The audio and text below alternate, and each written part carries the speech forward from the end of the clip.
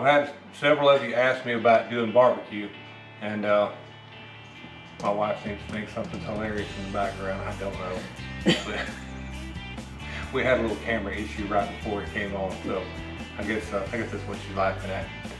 Anyway, some of you've asked me about barbecue, and I'm going to smoke a couple of Boston butts tonight. We're having a family reunion tomorrow, and I'm going to take them with me. So I'm just going to show you how I do a couple of Boston butts, and I'm going to do these with salt and pepper on them, and then a sweet rub. And then tomorrow I'm actually going to do a great glaze, a great jelly, honey. It's got several ingredients. I'll show you tomorrow as I make it. It's got several ingredients, but I'll put a glaze on it after they cook all night. I'm going to let them smoke for about 10 hours tonight, and then we'll show you tomorrow how to make the glaze and glaze them up. But I'm going to take just a little bit of fat. I don't want to take all the fat off, but I want to take some of it off. It always works better when you got a really cold piece of meat right out of the fridge. It cuts better. And my wife is still in the background being a clown. I don't know what's wrong with her. You gotta smile. Smile. Oh, man. We never have a dull moment. We make a good team. You watch her on the camera all the time, and she does really good. And then she gets me up here and she wants to be camera girl, and she's shaking the camera back there and laughing and carrying on. So we just have a good time. So just hang in there. We're going to get there. Anyway, back to what I was saying. And he's a lefty. Yeah, I'm a lefty, as you can tell. If I do this right-handed, I'll cut a finger off, and we don't want to smoke a finger. That's right. So anyway, I'm just cutting some of the fat off of it because I don't like a lot of fat. Some of it will render down as it smokes and cooks. And it'll just disappear and actually cook into it some. It'll make it really good. But too much of it won't let the seasoning in, and I like to really get the bark on it when I get done. So it's kind of like cutting wood. You might want to cut 2 or 3 times because you can't put it back. So I always just start slow and take my time trimming it. Don't get too aggressive with it first, because once you cut into it too far, that's just it. And I have really, really sharp knives. These are super sharp knives. Alright, and then tag meat. I don't like what I call tag meat. It hangs off because it's just going to burn up in it. It's going to make it bad anyway. So. Alright, so you can see that's pretty good. It's got a little bit on the bottom, and that's fine because I'm going to let it lay on the bottom like this when I cook it. This one here doesn't need a whole lot of trimming. Again, I always cut the tag meat off of it.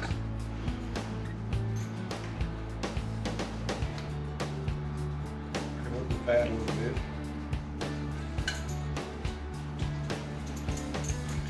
And these knives are super sharp, and they don't care if it's this or your finger. So ask my wife; she can tell you all about it. Yes.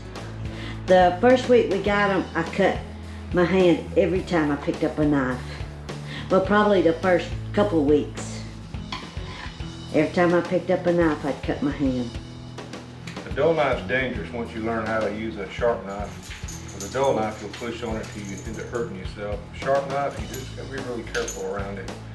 All right, that looks really good. I like that. I'm happy with that. So that's all I cut off of it. This was a 15-pound butt when I first started. And I cut it into 3 pieces. The first piece I cooked was about 8 pounds. This is what's left over, so I'm just doing the 2 pieces.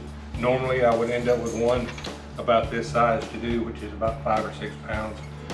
The 8 pound was almost too much. So,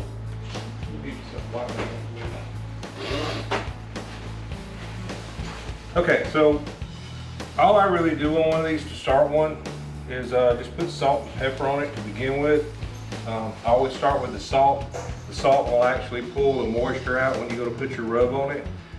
The rub will pull it out too, but I always put a little salt on it, salt and pepper, and it really just helps draw it out. It makes a really good bark on it. It makes like a binder to put it on there. I'm also going to put some mustard on it here in a minute.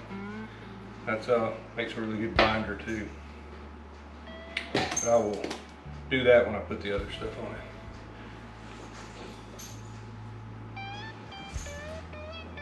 Not a lot of pepper. My wife does not like pepper, but she doesn't understand that you're not going to taste that much pepper in this once it smokes all night.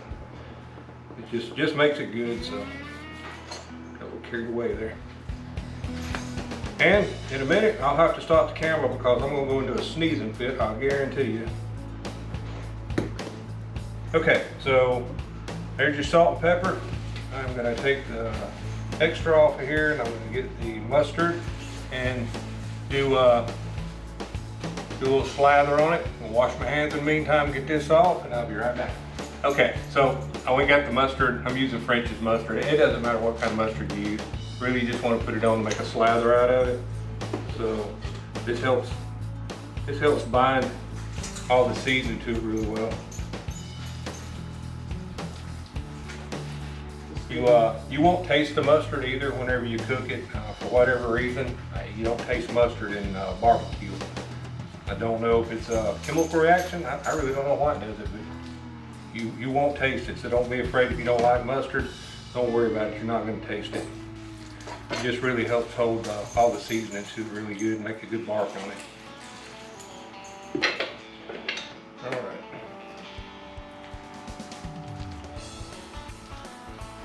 Okay. What I'm using here is it's Blackstone's sweet maple.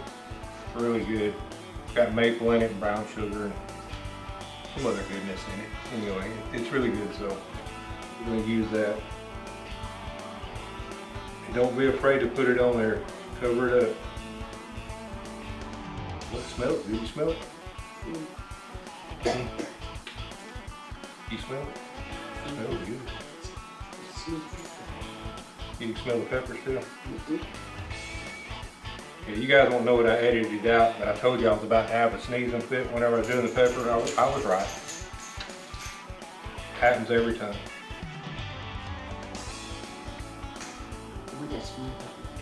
Yeah, you can smell the maple, can't you?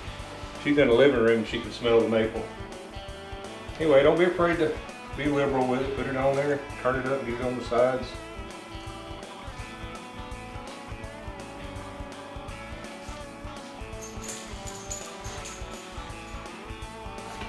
What I do is I just take it.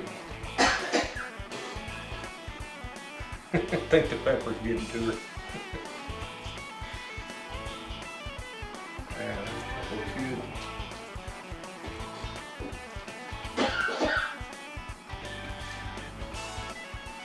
Go in there and check on her and see what's going on. Alright, so I'm going to leave those for about 15 minutes and let it sweat out and really adhere to it. Then we'll take it out and put it in the smoker. Okay, we're out here at the smoker. It's at 202 degrees.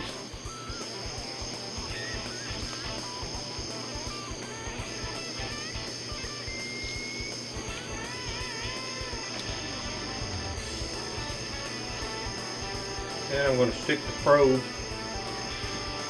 in the middle of that piece there so I can monitor it.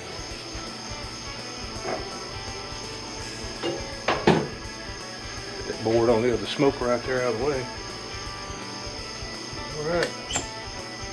We'll put them in there and tell them good night till about 9 o'clock in the morning.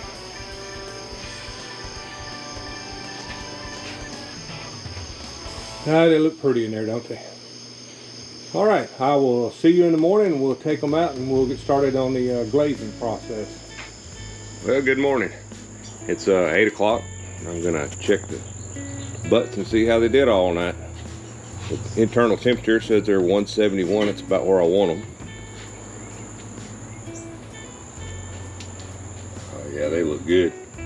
Good bark on them.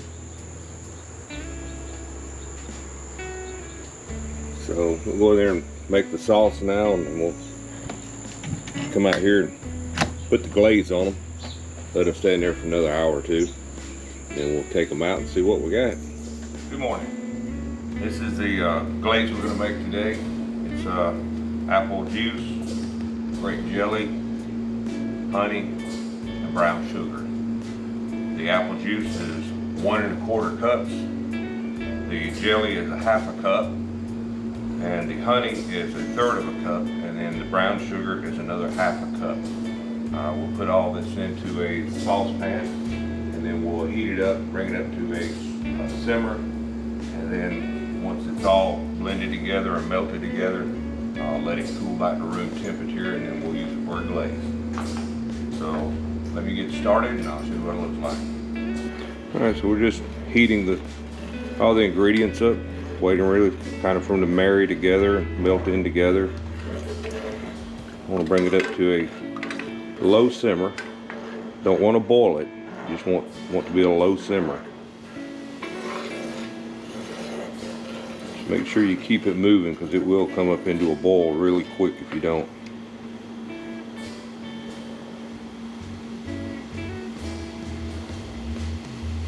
Starting to try to boil, so if you keep it moving, you see it every time you stop. Now it's trying to boil. Just keep it moving.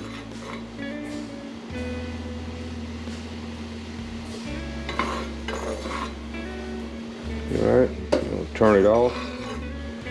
I'll move it off the hot eye. Just stir it a little bit and let it start cooling some so it don't come up to a boil.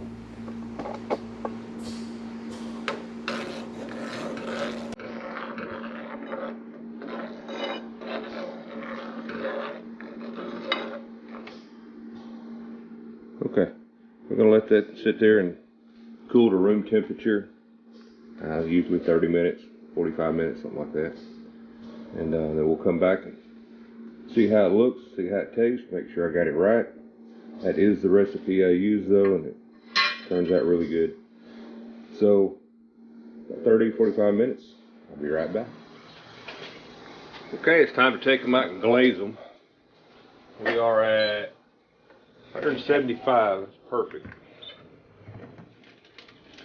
Okay, what I do is I make these little pans out of aluminum foil, and it just keeps all the glaze from getting down in the smoker. You don't have to do it this way.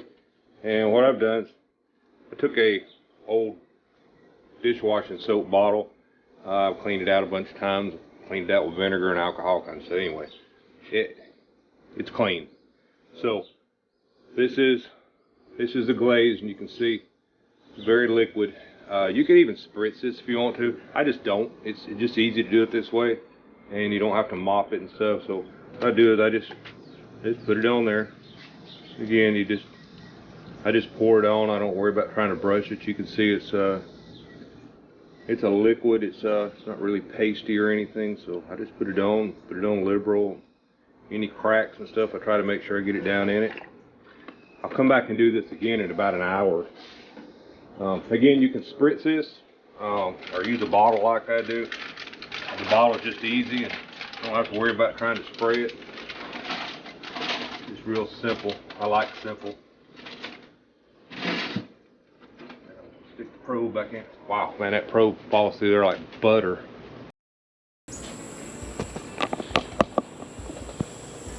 Trying to be my own cameraman today, so bear with me there. But they're back in, the probe's in it. That probe fell in there like butter. The meat is almost done. It's gonna be really good and tender. It's got a really good bark to it. I'm gonna set the temp. I'm gonna bring the temp now up to 250 degrees.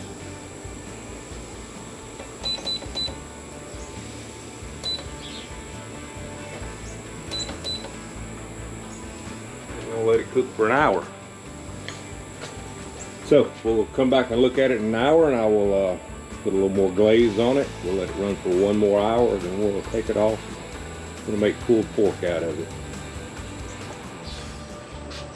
Okay, it's been an hour. I'll come back and baste them one more time.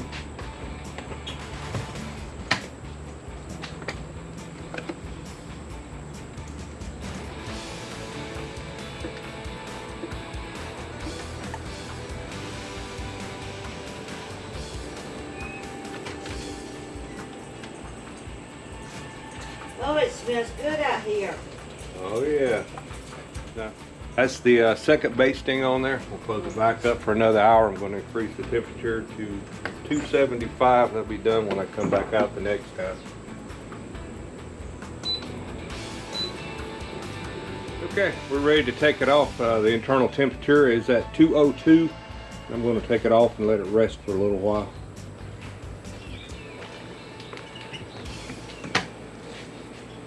Okay, those look really good. Nice and juicy, got plenty of bark on them. Cut one of them open. I imagine the smoke ring is going to be really nice on them too. So let's take them inside and I'm going to let them rest for about an hour before I start cutting them. Okay, so it's been resting for about 30-40 minutes. I'm going to start taking it apart, wash my hands. You can see how it's just coming apart. Super tender. Got a nice bark on it. Yeah.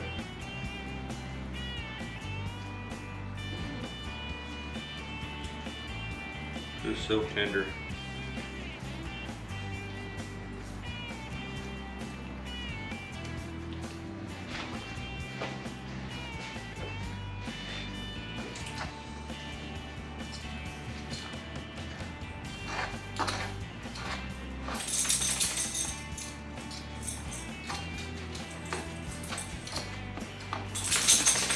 Barkley, you smell the barbecue, buddy?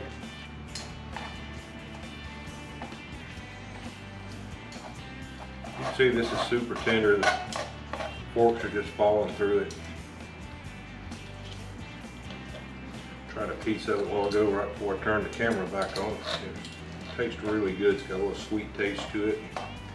It's not overpowering. Bark on it's really good. Had a good smoke ring to it.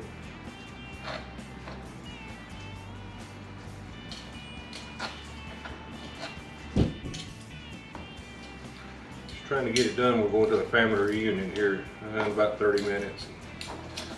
What I like to do now is all the glaze that I had left over, and if you don't get too carried away with it, you'll always have some left over. If you don't, make a little more. Here's what I had left over, so I just put it in there.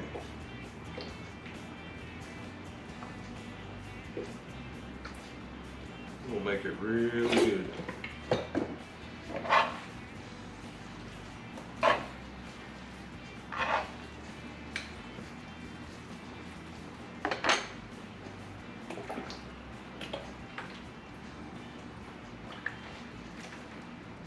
Make that really tasty.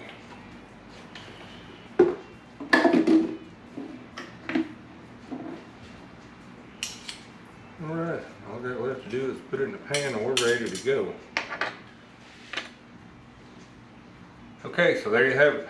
All the pulled pork in the pan. Looks really good. Well, next time, we'll see you later.